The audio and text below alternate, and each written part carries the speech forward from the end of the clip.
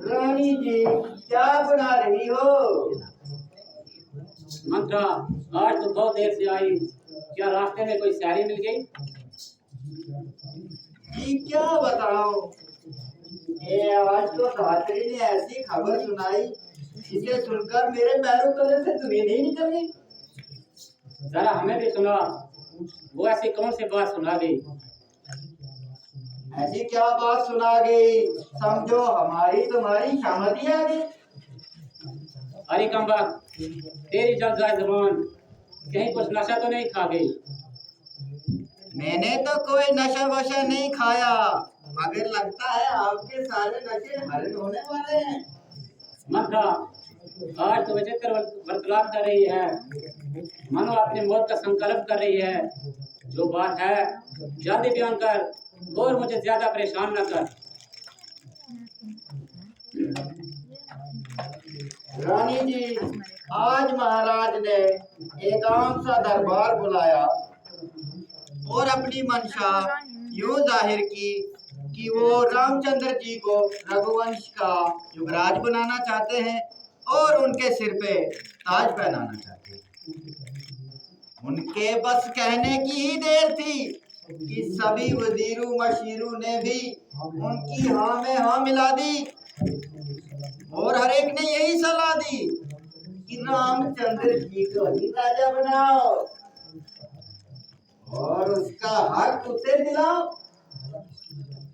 भला किसकी मजाल थी जो महाराज के वो कुछ उनकी तरफ से फरमान हुआ, उनको वही फरमान हुआ। राज तिलक के लिए भी इतनी जल्दी कि झट रोटी पट दाल, ले पुत्र राज संभाल। कल 10 बजे सारा काम हो जाएगा और चारों तरफ राम राम राम राम हो जाएगा। बस यही बात थी जिसके लिए इतनी देर से सर फटा रही थी और यूं ही नाक पहुंच चढ़ा रही थी। अरे कमबख्त, तो इस किस्म के अल्फाज इस्तेमाल किए, यूं ही मेरे प्राण निकाल लिए। मैं डर गई। परमेश्वर खैर करे, ना मालूम ऐसे कौन से मनोज खबर लाई। जरा सर में बात सुनी, तनिक जान में जान आई। हाय तेरा सत्यानाश, हाय हाय, अब तक दिल धड़कता रहा और कलेजा फड़क रहा। हाय नारायण, तुझे तो ये चाहिए था कि उस बेकूफी मेरे पास आते और मुझे मुबारकबाद सुनाती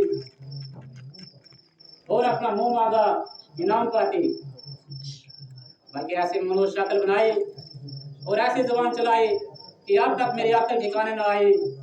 अगर रामचंद्र को राज मिलता है तो तेरे घर से क्या निकलता है? रामचंद्र बड़ा होनहार है और कुशेले से बढ़कर मेरे घर में बरदार है।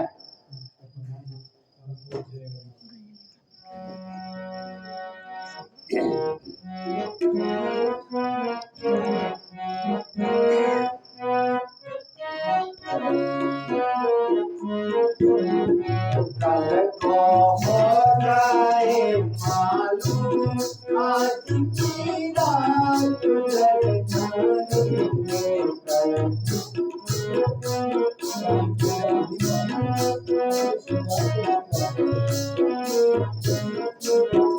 रानी तू है बोले वाली अपने शिकार के मतवाली रानी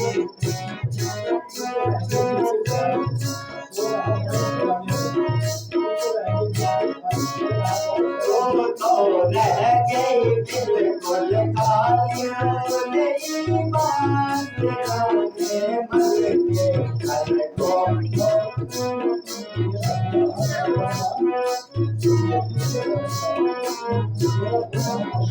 तेरा हो रहा घर बर्बाद तुमको क्या बर्बाद तेरा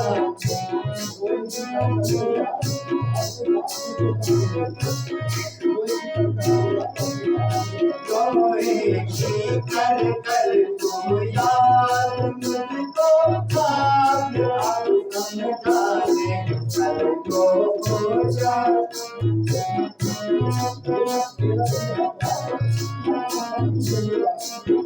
बेशक तेरा दिल है पाक अपना समझ से भूला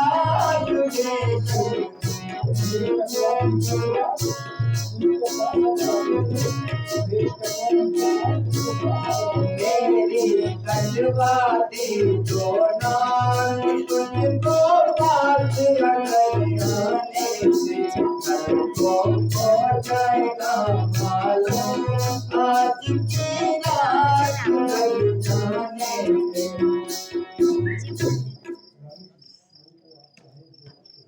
रानी जी यूं तो आप चाहे जो कुछ कहें क्योंकि आप जबरदस्त हैं, लेकिन अगर सच पूछो ना अपने बनाव श्रृंगार में ही मस्त है। सिर्फ अपने जिस्म की देखभाल या इन्हें जिंदगी का कोई ख्याल है कि नहीं है। बेशक इस वक्त मेरा कहना उतना ठीक नहीं है, मगर इसमें आपकी भलाई देखूंगी क्योंकि आपकी दासी हूँ और आपकी ही भलाई की बात कहूंगी।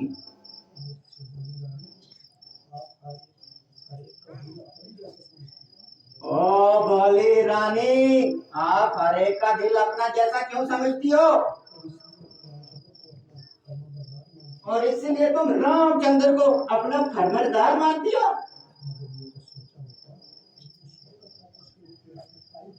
मगर ये तो सोचा होता कि उस वक्त तक उसके प्यार में था ही क्या जो तुमको नुकसान पहुंचाता। रोएगी पछताएगी और अपने हाथ ऐसे ऐसे फलती रह जाएगी।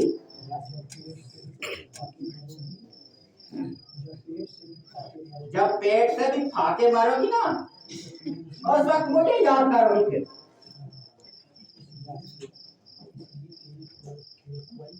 इसलिए तेरी खैर खुआई मेरा फर्ज है क्योंकि तेरा मुझ पे बड़ा कर्ज है।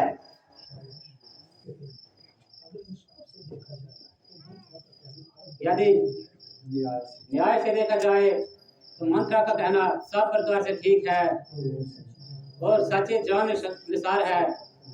निसंदेह रामचंद्र को राज मिल गया तो भारत तो अयोध्या से निकल गया। या तो दर दर कुल की बदनामी करेगा या सारी उम्र रामचंद्र की गुलामी करेगा। भला हो बेचारी मंत्रा का, उसने मुझे इन समय पर बता दिया और सब हाल सुना दिया, वरना तेरे बर्बाद होने में थोड़े घंटे ही रह गए थे और तेरी जान को लाले पाने में कुछ घंटे ही रह गए थे।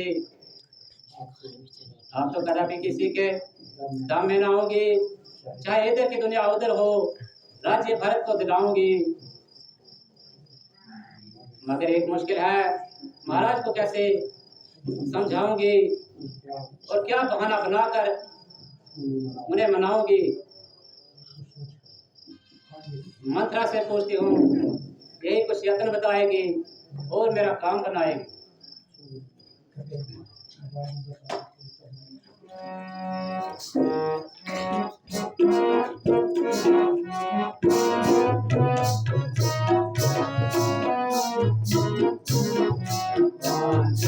बताते कोई तस्वीर अपने कैसे यत्न बनाऊं।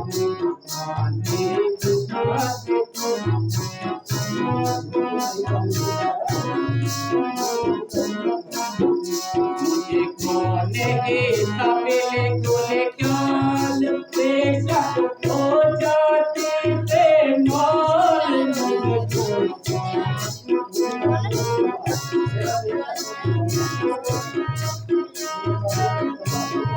तूने कर दिया नाम तेरा लाल, तेरा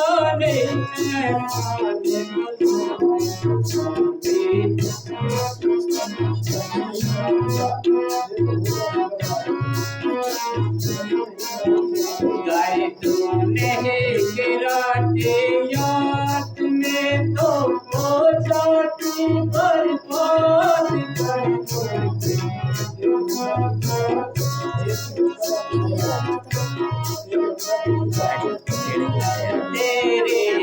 दर्द की दवा देती हुए सदा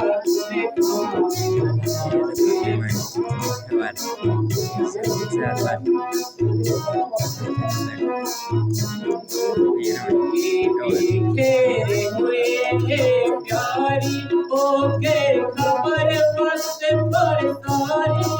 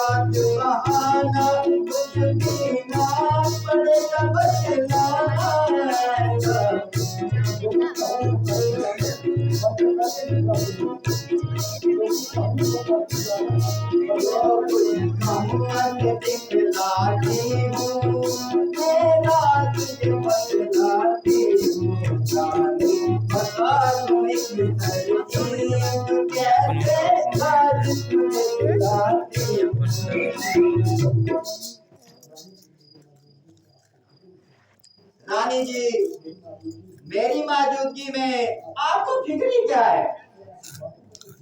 और ऐसी बातों का तो जिक्र ही क्या है? परमेश्वर ना करे अगर कोई भारी मामला भी आन पड़े ना, मिनटों में सुलझा दूंगी और आपके लिए अपनी जान लगा दूंगी। वाह, तो बताया और एक वक्त पर याद दिलाया। अब देख दिखाते हो और हथेली पर सर से जुमाते हो।